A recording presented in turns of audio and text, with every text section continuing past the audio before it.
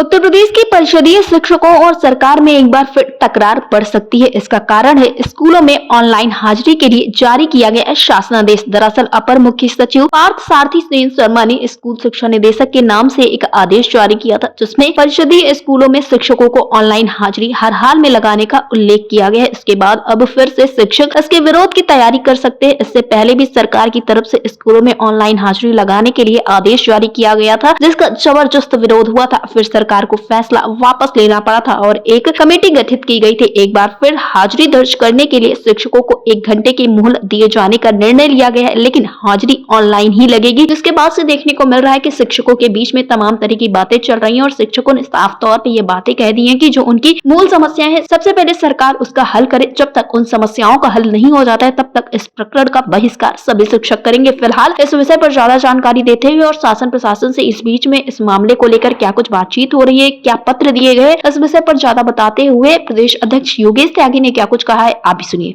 योगेश त्यागी जी, आपका हमारे channel Airtel TV पे बहुत बहुत स्वागत है। धन्यवाद। योगेश त्यागी जी, जैसा कि हाल फिलहाल में देखने को मिला था कि प्रदेश के जो परिषदीय विद्यालय है उनमें शिक्षकों की ऑनलाइन हाजिरी अनिवार्य कर दी गई थी, जिसके बाद देखने को मिला कि तमाम तरह की बातें निकलकर सामने आई। तो संगठन की तरफ से इस चीज को किस तरह से देखा जा रहा है, आप लोग इस विषय में क्या कुछ सोच रहे हैं? ऑनलाइन उपस्थिति के संबंध में 13 नवंबर को अपर मुख्य सचिव शिक्षा के अध्यक्षता में एक बैठक हुई थी, जिसमें शिक्षकों को सदस्य के रूप में नामित करते हुए बुलाया गया था, जिसमें मैं भी था। और जो मॉड्यूल वहां पर प्रस्तुत किया गया, यदि तो अहितकारी नहीं है, लेकिन फिर भी हम लोगों ने जो शिक्षकों की प्रमुख समस्याएं हैं, जिनमें सरकार का एक भी पैसा नहीं लग रहा है, उन समस्याओं को रखा, जिनमें प्रमुख तौर पर हमारी 18 हाफ सीएल हमको दी जाए और 31 ईएल दी जाए, और जो कि मुख्यमंत्री जी ने आज के करीब 2 महीने पहले खुले मंच से घोषणा की थी कि शिक्षकों को कैशलेस चिकित्सा सुविधा का लाभ देने की घोषणा उन्होंने की थी, जिसका आज तक कुछ भी कोई शासनादेश, कुछ भी कोई व्यवस्था नहीं की गई।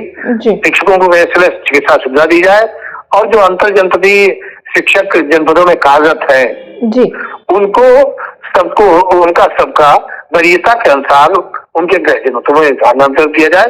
ऐसी कई समस्याओं को हम लोगों ने रखा था, जिस पर उन्होंने सभी अधिकारी जो उपस्थित है सबने विचार करने की बात कही थी। और जो गत वर्ष मुख्य सचिव महोदय के साथ इसी संबंध में जो वार्ता हुई थी और निर्णय हुआ था, तो मुख्य सचिव महोदय ने एक कमेटी गठित करने के निर्देश दिए थे हम लोगों के साथ बैठ करके, और ये कहा था कि जो पहले शिक्षकों की समस्याओं का समाधान किया जाएगा और उसके बाद ऑनलाइन उपस्थिति का रास्ता निकाला जाएगा। लेकिन वर्तमान स्थिति में ऐसा कुछ भी नहीं किया गया। केवल इस व्यवस्था को थोपने का काम किया जा रहा है।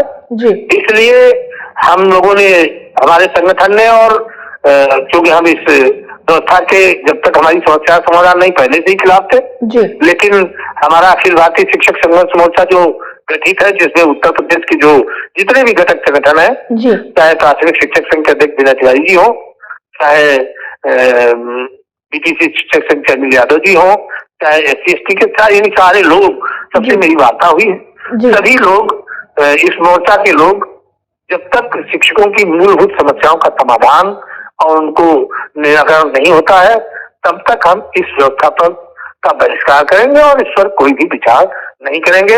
विभाग को और विभाग के शासन को हमारी जरूरी समस्याओं पर विचार करना चाहिए, उनका निराकरण करना चाहिए। योगेश त्यागी जी, तो क्या आप लोगों ने इस विषय में कोई ज्ञापन पत्र या शासन प्रशासन के अधिकारियों को जानकारी दे दी है कि आप लोग इसका बहिष्कार कर रहे हैं? जी, मेल के माध्यम से पत्र जारी कर दिया है और डाक के माध्यम, रजिस्टर डाक से, स्पीड पोस्ट डाक से भी पत्र को भेजा जा चुका है। जी योगेश त्यागी जी, एक चीज और देखने को मिला था, ये जो ऑनलाइन हाजिरी का मामला था, इसमें विद्यालय शुरू होने के 1 घंटे के भीतर हाजिरी दर्ज करनी होगी, यानी कि लगभग 1 घंटे का समय दिया जा रहा है। तो ये क्या प्रकरण है, 1 घंटे का समय आखिर क्यों दिया गया है? नहीं, 1 घंटे का तो ये तो एक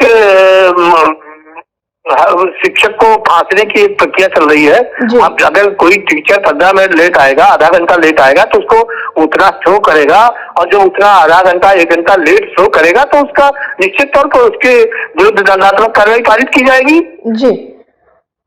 और ये विभाग अभी ऐसा कुछ स्पष्टीकरण काल करके ऐसी बात कह रहे हैं, तो स्पष्टीकरण काल करने के बाद भी ऐसा ही होगा और विभागीय अधिकारी जो जनपद में बैठे हुए हैं वो हमारे शिक्षकों का शोषण ही करेंगे और इसके अलावा कोई काम नहीं होगा। जी योगेश त्यागी जी, मेरा आपसे अंतिम सवाल ये कि जो टेट अनिवार्यता को लेकर आप लोग लगातार इतने दिनों से संघर्ष करते हुए चले आ रहे हैं, तमाम मुलाकातें भी हैं, देखने को मिला कि आप लोगों ने शिक्षा मंत्री से भी मुलाकात की है, तो क्या कुछ चीजें हैं इस वक्त पर, उस मामले को लेकर क्या अपडेट है?